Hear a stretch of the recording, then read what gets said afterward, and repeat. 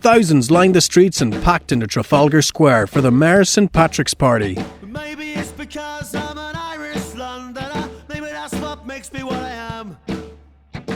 You can hear it in my accent when I talk. I'm a proud London Irishman. Drag queen Penny Bliss led the parade, and hosted by Xnthony, the entertainment programme by the London Irish Centre in Camden included the London Celtic Youth Orchestra, Kestine, the London Bodhran Band, Biird, the BibleCode Sundays, and Jiggy, with the show all brought to a close by Dublin DJ duo Belters Only.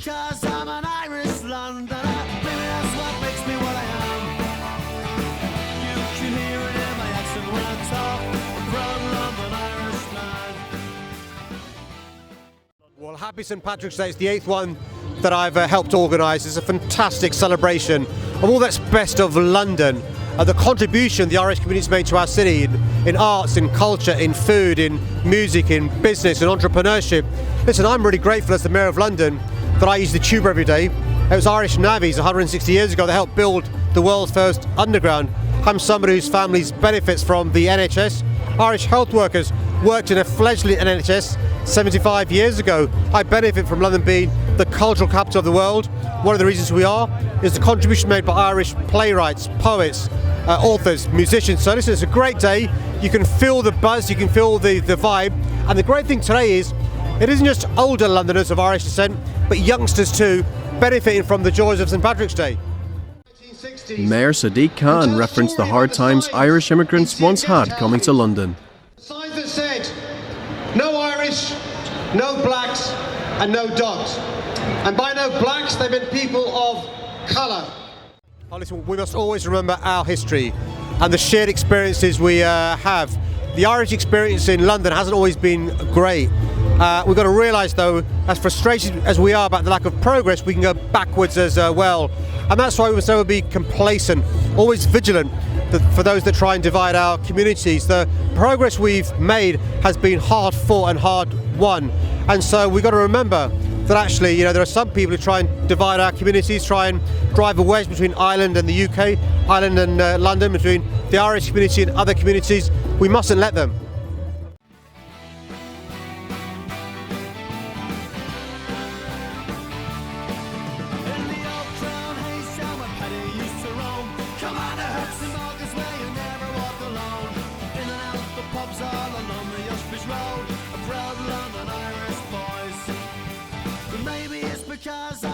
Minister Norma Foley came to the UK and got the chance to see some of the great work done in the Irish community here. It has been humbling, really, and just quite spectacular to meet Irish people who have contributed so positively to the communities in which they now live, but also keep their connectedness with Ireland as well. So we come today in celebration, but we come in gratitude too. I think it's quite phenomenal, and you can see it here. Young people who might not be first generation Irish, they could be second and third generation Irish, but they are experts when it comes to Irish dancing, Irish music, Irish song, and they retain such a loyalty to Ireland and such a commitment. But it's a great opportunity for Ireland, with over 70 million claiming Irish heritage, that we have opportunities like St Patrick's Day to shine a light on the story that is Ireland, both at home and abroad.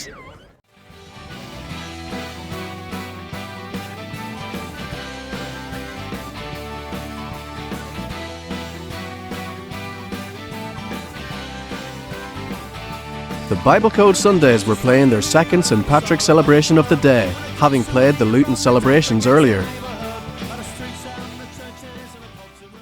And we had a great night, a great day out in Luton, then hot-footed here to Trafalgar Square. So it's been a busy day so far, but a good one. The crowd went mad for the anthem, Maybe It's Because I'm an Irish Londoner.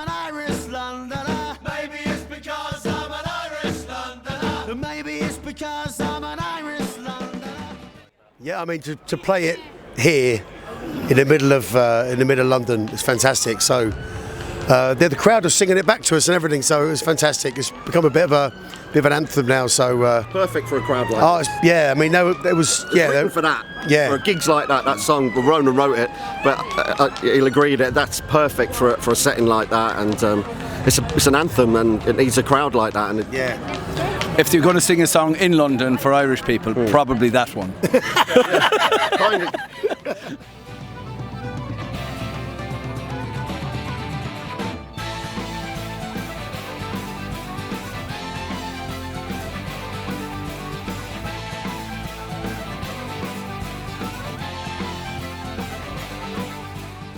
How did it feel up there? It was a blast. It was amazing. The energy was outstanding, and just great to have that opportunity to stand here with Laura and my brother outside our YP and represent Cork County. Dublin. Cork. Carry a boo.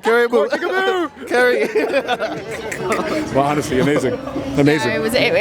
It's first time having St. Patrick's Day away from Ireland, and I actually can't get over the crowds and the energy and the love that is going around the place. I had a little tear earlier on watching all the little kids do the Irish dancing.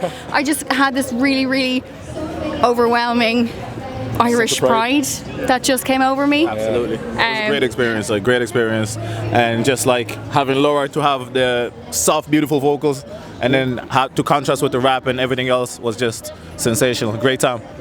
Great time all around. Great team.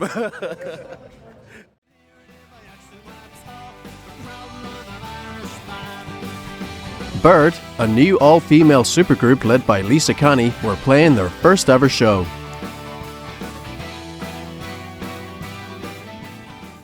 How did it feel up there? How did you enjoy it? It was amazing. It was our first ever show with Biird, so we had no idea what to expect or how it was going to go down, but it was received very well, as you saw, so we're chuffed.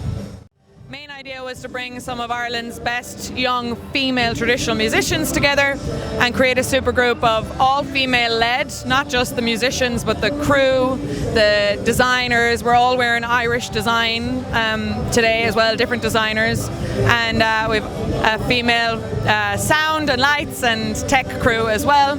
And our main objective with Biird is to create a female led space for us to do what we do and showcase what we do in that kind of a feminine space, but also to change the narrative around image of women in folk music, because a lot of the image that's being portrayed out there at the moment still has young Irish women in big Rose of Tralee meringue dresses or in very, very tiny little skimpy dresses with too much on show, and you're being told what to wear, and it doesn't represent the true female musicians in the scene in Ireland, who all have their own unique style, their own thing to say, their own things that they stand up for, and they're absolutely fucking brilliant musicians. So Biird is going to change the narrative around all of that.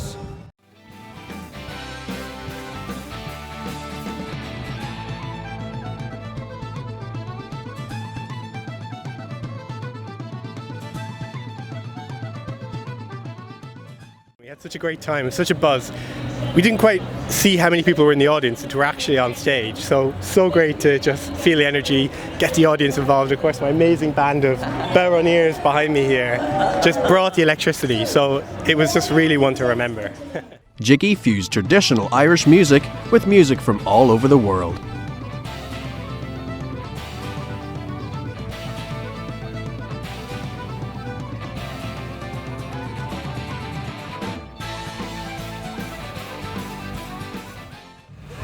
Yeah, it was brilliant. The crowd, as Owen said, really up for it. And we had our friend Johnny Kelsey and some Bangor dancers, some Irish dancers. It was amazing, oh my gosh. Yeah, and we want to come back and do it next year. Hello, Mr. Mayor, give me a call, you have my number. Seriously, we had a great time and we were in the London Irish Centre, and we'd like to thank them, Brian Brady and all the crew there, for inviting us over and putting us on last night and putting us on the stage here, and the rain held off and I lost my voice.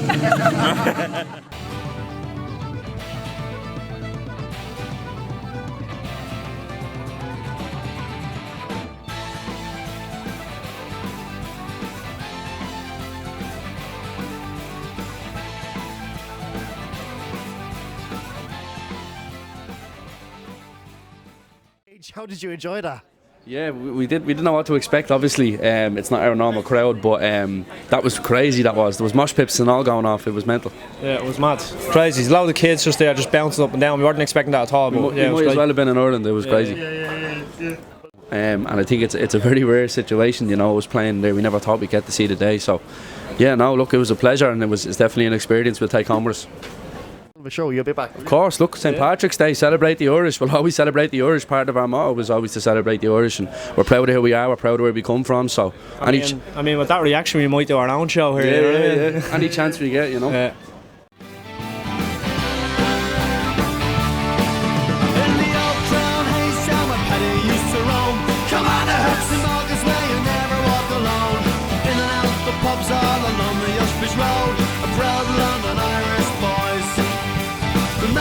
Because I'm an Irish Londoner, maybe that's what makes me what I am. Does it mean a lot? I think it's really an honour to be asked as like a London Irish creative who's been here for 12 years, who isn't a celebrity, to come on and host a day of Irish celebration. I think it's a real honour. But also as Irish people, we have a kind of behooves us to kind of pay that inclusivity forward and welcome more people in. So it's been great to have such a day full of diversity, as far as I'm concerned. I mean, like, I'm from Roscommon, a not very popular place. I'm also queer. I grew up in London in many ways, in my 20s. So for me, it's like a culmination of many years of working here and being involved with the London Irish Centre. So it's like a tick on my bucket list of things I've always wanted to do that I never thought I would ever do. So for me, it was a huge deal. Best St. Patrick's Day ever?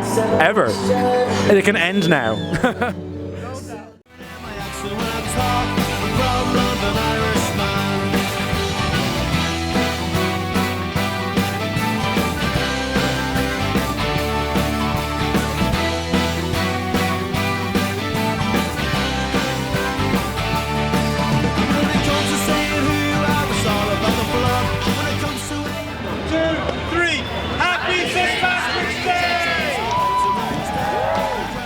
I want to say to everyone watching this, from my family to yours, from London to wherever you are, happy St. Patrick's Day! A very, very happy St. Patrick's Day. Thank you for being part of the celebration. Thank you for being of Ireland and for Ireland. Happy St. Patrick's Day to you all. Happy St. Patrick's Day! Yahoo! Happy St. Patrick's Day, lads. Happy St. Patrick's Day! Happy St. Patrick's Day! Happy St. Patrick's Day! Happy St. Patrick's Day! Happy St. Patrick's Day! Get up. Thank you. See you later. Bye-bye. Yup. Happy St. Patrick's Day, the world, and London and Roscommon. Bye!